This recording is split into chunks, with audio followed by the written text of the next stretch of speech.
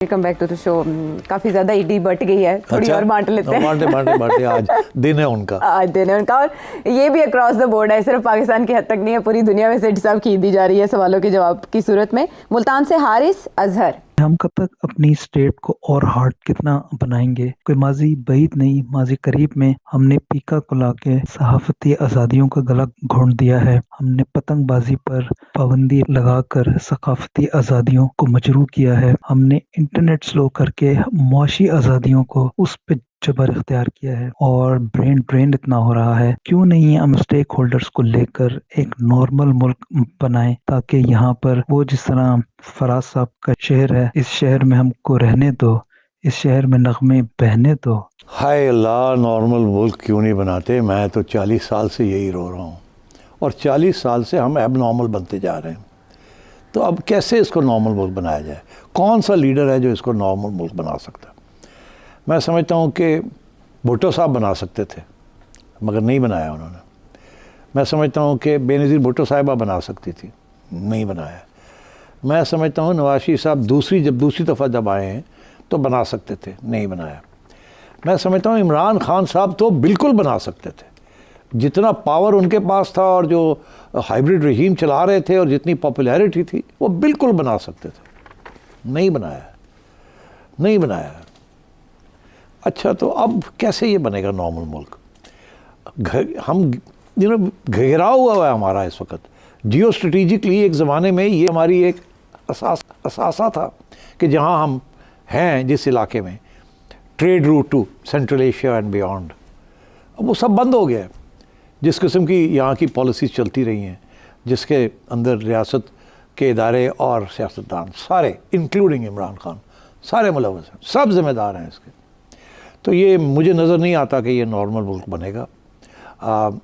Normal मुल्क बनने के लिए बहुत ज़बरदस्त लीडर की ज़रूरत है और बहुत हार्ड स्टेट की ज़रूरत है। और वो हार्ड स्टेट उस किस्म की हार्ड स्टेट नहीं जिस किस्म की हार्ड स्टेट रिप्रेशन की तरफ, राइट विंग की तरफ जाती है। वो राइट विंग ही तो हमें ये एबनॉर्मल स्टेट बनाया है, जंगजू रियासत बना दी है, लड़ाई झगड़े हमने किए हैं। वो उस किस्म की हार्ड स्टेट नहीं चाहिए हमें एक नॉर्मल कॉन्स्टिट्यूशनल हार्ड स्टेट चाहिए, जिसमें कानून सब के लिए एक हो। अभी मैंने इसके ऊपर लंबी चौड़ी बात की। तो इसलिए मेरे दोस्त, अगेन ये बहुत अच्छी आपकी ख्वाहिश है। उम्मीद है कि जो लोग पावर में हैं वो सुन रहे हैं, मगर मेरा नहीं ख्याल कि इसके ऊपर कोई लामल होगा। I am sorry, I can not give you any assurance on this. Okay, अब कर्नल डॉक्टर ज़ेब। पानी पे आपका मैं प्रोग्राम भी देखा है, बहुत आपने मुफस्सल और बहुत अच्छा उसमें वो बताया। मुझे इस बात का जवाब दीजिए कि पानी दुबई में भी नहीं है, बाकी गल्फ कंट्रीज में भी नहीं है। वो लोग तो समंदर के पानी को रीयूजेबल करके यूज कर लेते हैं। इवन जो डिसैलिनेशन प्लांट भी लगा के जो सैनिटेशन वाला पानी है वो भी यूज हो जाता है। तो हमारे मुल्क में अभी तक इस तरफ क्यों नहीं सोचा जा रहा? सिंध को पानी का मसला है तो कराची में पूरा समंदर मौजूद है, समंदर के पानी को आप सही करके इस्तेमाल क्यों नहीं कर सकते? बिल्कुल साफ़ और अच्छा सवाल है आपका, और जायज़ है बिल्कुल। क्यों नहीं? कराची में पानी की शॉर्टेज क्यों है? क्यों पानी नहीं मिलता है? साफ़ पानी क्यों नहीं कराची जैसे शहर में मिलता है? 2 करोड़ की आबादी कराची में, क्यों नहीं पानी मिलता? क्यों टैंकर्स के ज़रिए गंदा मैला पानी नहीं आता है? क्या वजह है? आप सही कह रहे हैं, दुनिया में इस वक्त 20,000 से ज़ायद डिसैलिनेशन प्लांट्स हैं, 20,000 से ज़्यादा। अफ्रीका जैसे मुल्कों में, नमीबिया, मोरक्को, आप नाम लें, वहाँ सब जगह पे डिसैलिनेशन प्लांट्स लग रहे हैं और लग चुके हैं। और एक डिसैलिनेशन प्लांट जो है डिपेंड करता है, अगर 10 मिलियन की आबादी हो किसी शहर की, और उसके लिए डिसैलिनेशन प्लांट लगाना है आपने ड्रिंकिंग वाटर के लिए या क्लीन वाटर के लिए, तो वो उसका जो कॉस्ट है can be any way up from $1 to $5 billion। अब $1 to $5 billion ओवर से a 4-year period is nothing. This is the sort of outlay that you need to do for a city like Karachi। और मैं यकीन करके आपको कहता हूँ कि आज आप कराचीइट्स से कहें कि ये पैसे इकट्ठे कर दें और प्राइवेट सेक्टर को इसमें इन्वॉल्व कर दें आप, और सही तरीके से उनकी रिटर्न्स की जो इशू है वो आप कर लें, तो बैंक्स पैसे भी दे देंगे, पानी भी मिल जाएगा, पानी का रेट भी ठीक होगा, और प्राइवेट सेक्टर जो है इसको कर सकता है अगर गवर्नमेंट नहीं करना चाहती तो ये सब कुछ अवेलेबल हो सकता है। तो अफसोस इसी बात का है कि कराची अनफॉर्चुनेटली कराची एक ऐसा शहर बन गया है जिसकी ज़िम्मेदारी कोई लेने के लिए तैयार नहीं है। पीपल्स पार्टी उसकी ज़िम्मेदारी लेने के लिए तैयार नहीं है, नून ज़िम्मेदारी लेने के लिए तैयार नहीं है, पीटीआई वहाँ तक अभी तक पहुँची नहीं उस लेवल पे कि वो पार्लियामेंट को कंट्रोल करे और प्रोविंशियल असेंबली उनके कंट्रोल में हो। तो जब तक पावर उनकी जिस पार्टी के पास है वो पार्टी तैयार नहीं है कराची को कुछ देने के लिए या कुछ बजट देने के लिए या डिसैलिनेशन प्लांट करने के लिए, अब कराची जैसी जगह पे तो अंडरग्राउंड भी होनी चाहिए थी, वो भी नहीं है।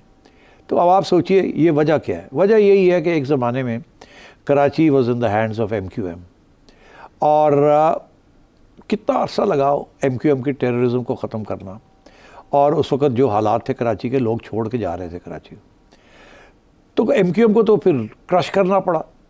जब उनको क्रश किया तो फिर जाहिर है कोई थोड़ी दूसरे किस्म की MQM आ गई, मगर उनके पास पावर नहीं है, वहाँ उनको सपोर्ट नहीं करती, और अगर करती भी है तो उनके पास असेंबली में पावर नहीं है कि वो वहाँ का बेचारा मेयर जो है उसके पास पैसे नहीं है कुछ करने के लिए, वहाँ लोकल गवर्नमेंट नहीं सही होने देते।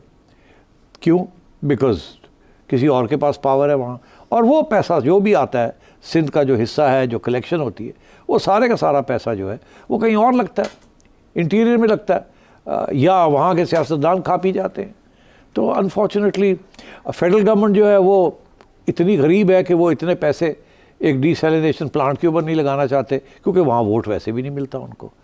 तो ये फंसे हुए हैं इस किस्म की चीज़ में। या तो आप ऐसे करें कि कराची को फेडरल एरिया बना दें, आप एक स्पेशल स्टेटस दे दें, और वहाँ की जो टैक्स कलेक्शन है उनका हिस्सा उनको मिल जाए, और वहाँ की लोकल गवर्नमेंट हो जाए, या वहाँ एक प्रोविंशियल स्टेटस मिल जाए, फिर तो और बात है। मगर ये जो इस वक्त का जो सूरत हाल है जिसके अंदर there is only one federal area, that's Karachi को पीपल्स पार्टी नहीं बनने देगी कभी भी। It is the jewel in its crown, but it is still what it is. So मैं समझता हूँ कि ये सिवाय फेडरल गवर्नमेंट के और कोई नहीं कुछ कर सकता। फेडरल गवर्नमेंट गरीब है। अगर पीपल्स पार्टी को वोट मिल जाता है कराची के अंदर, तो देखिए आज आप सारा कराची पीपल्स पार्टी को वोट डाल दें, तो आप देखिए पीपल्स पार्टी कैसे कराची को तब्दील करती है, तो उनका मफाद भी होगा फिर। मगर आप देते नहीं वोट उनको, आपको पसंद नहीं है पीपल्स पार्टी, तो इसलिए फिर आप उनको नहीं देते। या आप सारे सिंध में जो वोट है वो बिखर जाए, पीपल्स पार्टी को ना मिले, किसी और एक सियासी जमात को मिल जाए जिसके अंदर कराची और सिंध के लोग एक ही पार्टी को वोट दें, फिर जाके बात बनती है। मगर वो हो नहीं रहा है ना। सिंध के लोग पीपल्स पार्टी को वोट डाल रहे हैं, इंटीरियर सिंध।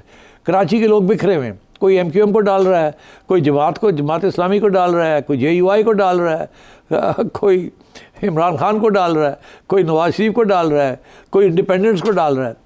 तो ऐसे तो वो शहर नहीं तरक्की करेगा। ठीक है, चलें, ये सेशन है सवालों का और इसमें हम वक्फा लेते हैं।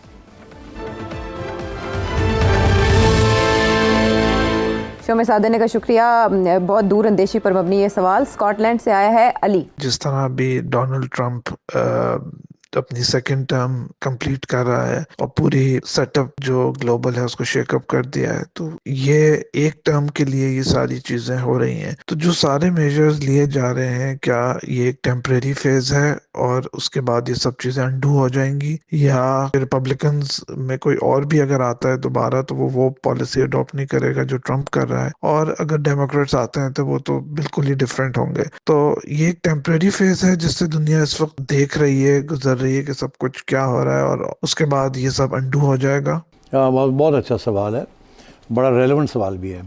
4 साल में डोनाल्ड ट्रंप हिला तो देगा, मगर मैं समझता हूँ उसकी कोई लास्टिंग लेगेसी नहीं होगी, बिकॉज जिस किस्म की वो चीज़ें कर रहा है वो basically they are against the constitution and the spirit of the United States. इसलिए मैं समझता हूँ कि दे विल नॉट लास्ट। और so this is first response. The second response is कि सिर्फ अमेरिका में नहीं, दुनिया में भी एटीट्यूड लोगों की यही होगी कि यार 4 साल के लिए आया है, भुगत लिए, ज़्यादा लड़ाई झगड़े ना करिए, तो इसलिए विल सर्वाइव दिस 4 years। जैसे कनाडा ने कहा है, यूके कह रहे हैं कि यार अपने डिफेंस एक्सपेंडिचर्स थोड़े से बढ़ा लो, इसको थोड़ा सा पुश बैक करो, बट दैट डजंट मीन कि this is for permanent. I think Donald Trump के जाने के बाद और इसके दौरान भी मैं समझता हूँ बहुत सी पॉलिसी रिवर्सेस करेगा ये। इस वक्त इम्पैक्ट के लिए वो बहुत कुछ कर रहा है, but I think he will have to reverse many policy decisions. Already इसने जो टैरिफ्स लगाए हैं वो टैरिफ वॉर शुरू होने वाले हैं और आप देखिएगा नुकसान कितना होगा यूनाइटेड स्टेट्स का अपना। So and other things is well. So मैं समझता हूँ कि अगली जो इलेक्शन होगी, आपने बिल्कुल सही कहा कि अगर डेमोक्रेट्स आते हैं, जो कि यकीनी तौर पे मैं समझता हूँ वो आएंगे, अगर डेमोक्रेट्स आते हैं तो वो किस किस्म के डेमोक्रेट्स होंगे। मेरी ये पेशन गोई है कि वो डेमोक्रेट्स बिल क्लिंटन और ओबामा और हिलरी क्लिंटन और जो बाइडन जैसे डेमोक्रेट्स नहीं होंगे। ये डेमोक्रेट्स तो थे but they became neo liberals जिसे कहते हैं, they became war Munger's and जो बेसिक डेमोक्रेट्स का जो फ़लसफ़ा था ये तो एक्चुअली रिपब्लिकन से भी आगे चले गए इन मैनी एरियाज। तो अब मैं समझता हूँ कि अमेरिका इज़ राइप। अमेरिका के कोस्टल पॉपुलेशंस जो हैं, जो ज़्यादा लिबरल हैं, वो बढ़ रही हैं, डेमोग्राफिक चेंजेस आ रहे हैं।